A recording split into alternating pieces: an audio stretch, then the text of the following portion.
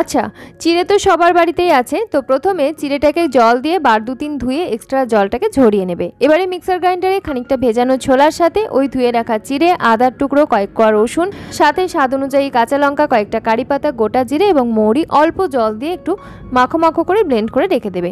কড়াইতে সর্ষের তেলে কারি পাতা, কালো সর্ষে এবং খানিকটা মুগ ডাল ফোড়নে দিয়ে কাঁচা লঙ্কা আর পেঁয়াজ ভালো করে লাল করে ভেজে নিয়ে সাথে টমেটো এবং স্বাদ অনুযায়ী লবণ দিয়ে একটু নাড়াচাড়া করে হলুদের গুঁড়ো, জিরের গুঁড়ো, ধনিয়ার গুঁড়ো, গ্রেট করে রাখা গাজর, খানিকটা ক্যাপসিকাম একটু নাড়াচাড়া করে নেবে।